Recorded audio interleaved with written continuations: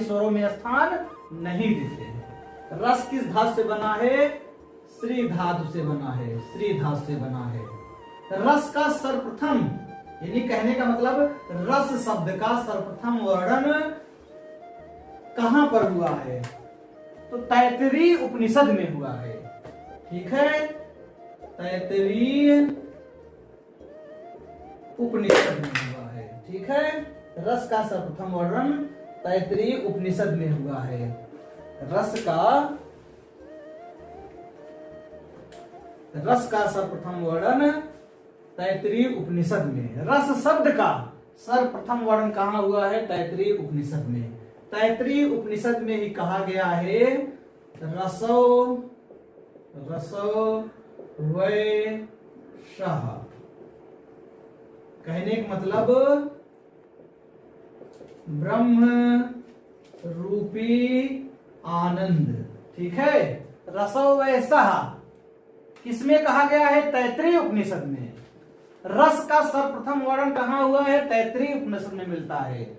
रस शब्द का प्रयोग सर्वप्रथम कहां हुआ है? तो तैत्तिरीय उपनिषद में। ठीक है, तैत्तिरीय उपनिषद में मिलता है।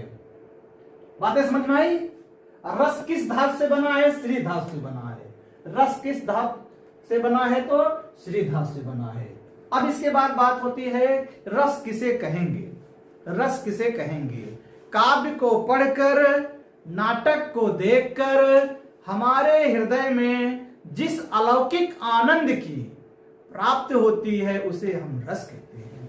काव्य को पढ़कर, नाटक को देखकर हमारे हृदय में जिस अलौकिक आनंद की प्राप्ति होती है उसे हम रस कहते हैं।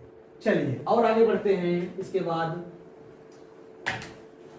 लिखित रूप से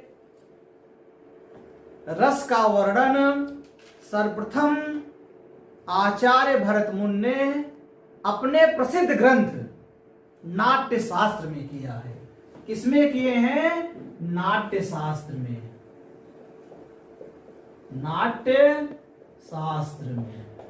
शास्त्र में कितने अध्याय हैं? 36। छठे अध्याय में रस का वर्णन हुआ है। छठे अध्याय में रस का वर्णन हुआ है। ठीक है, किसका वर्णन हुआ है? रस का वर्णन हुआ है छठे अध्याय में। ठीक है, नाट्य शास्त्र किसका है? ये भरत मुनि का है। भरत मुनि, आचार्य भरत मुनि।